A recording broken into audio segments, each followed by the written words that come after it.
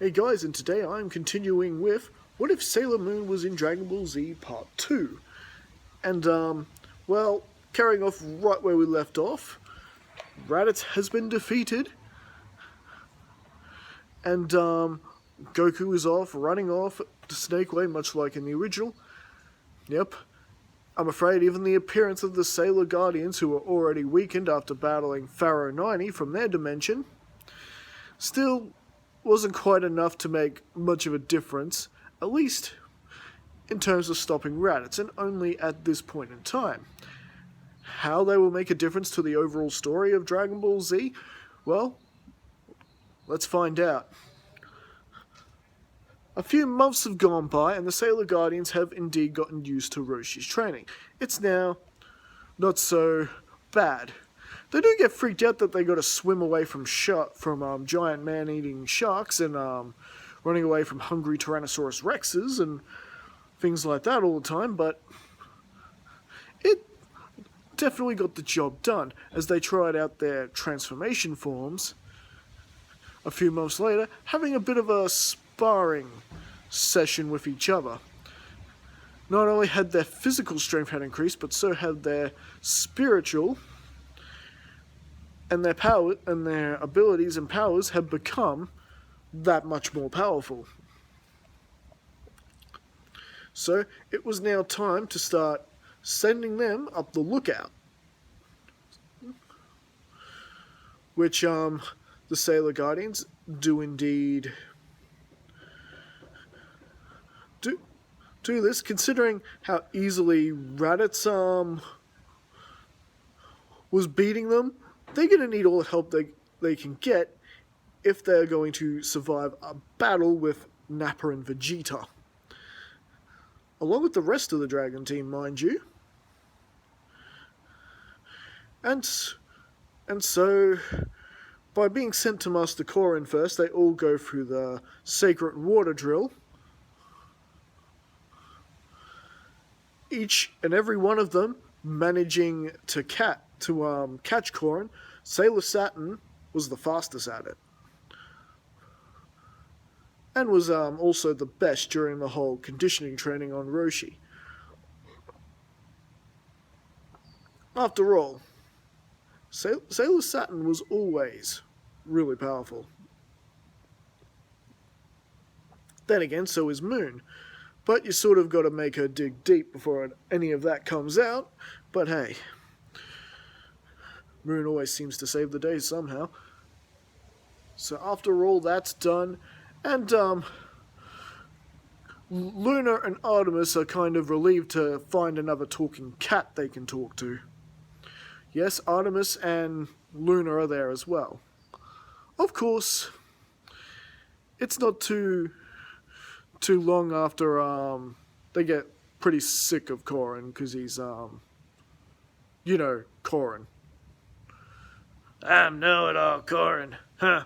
You Sailor Guardians are actually not half bad, you know? Well, you can head up to the lookout now. Make sure you present them this bell as proof that I said you could be there. And make sure you pay your respects to the Guardian of Earth. Huh? Guardian of Earth? Guardian of Earth? There's a Sailor Guardian on top of the world? And Korin, hearing that sentence, just pictures Kami doing the Sailor Moon pose in the wearing the Sailor uniform. Oh, that's a riot. Well, I guess you're just gonna have to go up there and find out for yourself, eh? Sailor Kami, could you imagine it?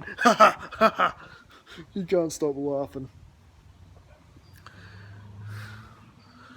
But needless to say, Luna and Artemis decide to stay on Korin's sanctuary because, well, stay out of the way of the training that's going on upstairs, which is pretty much, the whole Yamcha, Krillin, Tien, and Chaozu, and Yajirobe training under Kami's supervision. And, well, As for the Sailor Guardians, it's taken them quite a bit to adapt, but they are learning and adapting and learning the martial arts side of things, pretty good, and this could come in handy should they return to their Earth, and should they have any memories of these incidents whatsoever. It's definitely not something to be wasted, And as we know, Mars is quite the martial artist in her own right, so it's yeah. Then again, I'm pretty sure in the new series they're all pretty skilled fighters, actually. Mercury and the Sailor Guardians. Like I said, I haven't seen the new ones yet. I have not. But it's alright having training partners like Yamcha, Krillin, and Tien. You'd pick up martial arts pretty quickly and ki energy and all that. It's even to the point that Tien's actually managed to teach the Sailor Guardians how to fly. Yep. They have learned how to fly, and rather than have everyone go into that weird time room and battle those two Saiyans from the past in the Dragon Ball Z filler, they do it in two groups. They send the boys in first. We know how that ends. But then they decide to test the Sailor Guardians. Now, they are weaker than the boys are in terms of power. However, they show a sort of strength that Kami has yet to see in the Dragon Team. True unification, true teamwork. And the Sailor Guardians actually managed to defeat the two Saiyans from the past. By the skin of their teeth, but they managed to do it, combining their powers for their planet attack. Basically, too much for the Saiyans to handle. They actually got out of it. Huh. Now, if we could do this, we could definitely take on those two Saiyans, right, Sailor Guardians?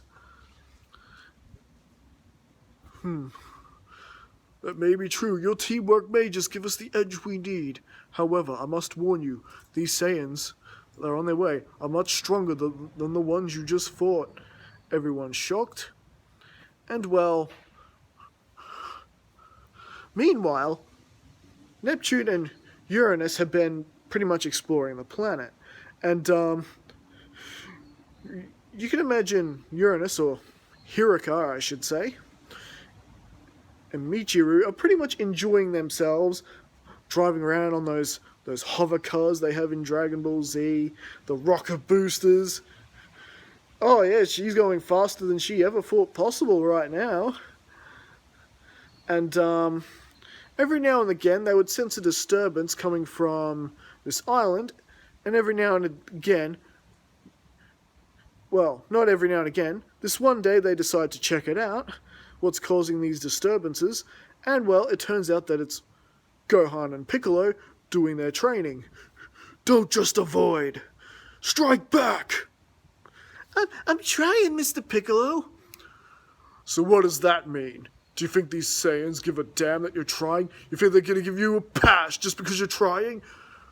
You're wrong, Gohan. Now get up and try this again.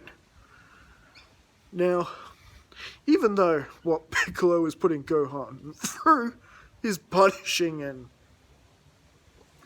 not exactly child-friendly,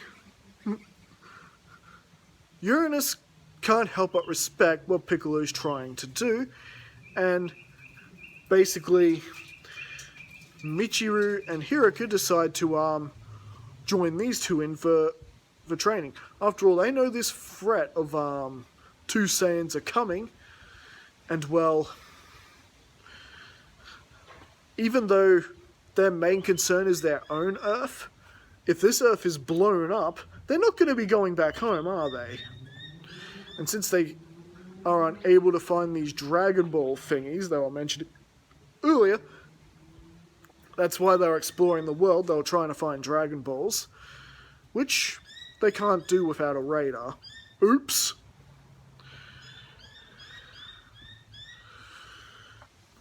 Perhaps, the Dragon Balls could actually transport the Sailor Guardians back to their home. That's what they were thinking anyway.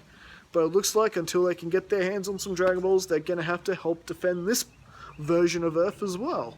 So, with that, they do join in with Piccolo some training.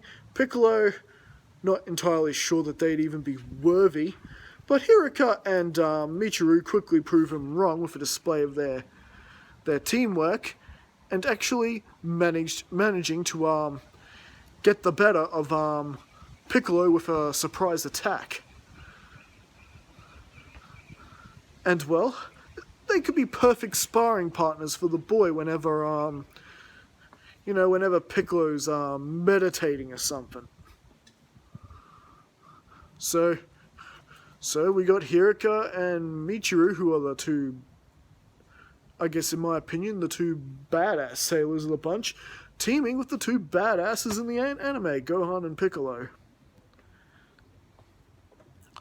And well, needless to say, the training sessions are now over, time is now up, and Nappa and Vegeta have now landed.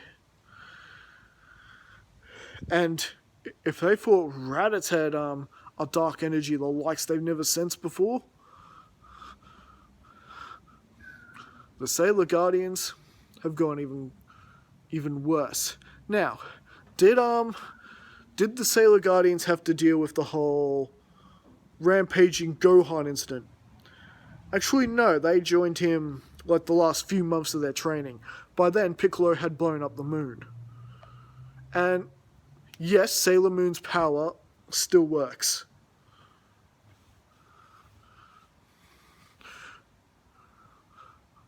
So yes, I haven't taken away Sailor Moon's power by the moon being destroyed. Still perfectly fine. It doesn't affect the Sailor Guardian's powers whatsoever.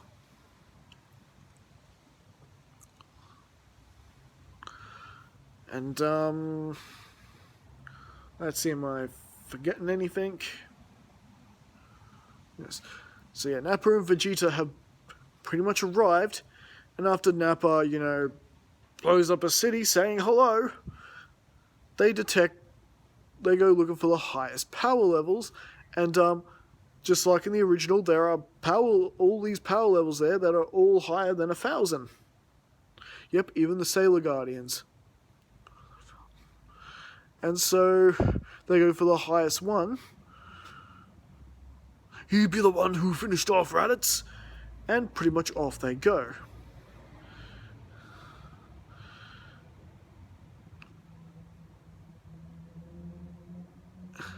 And so, I think at least for now, this is where we'll leave things for part 2. And, we'll get into part 3, the battle between Nappa and Vegeta versus the Dragon Team and the Sailor Guardians, next time. Catch you later.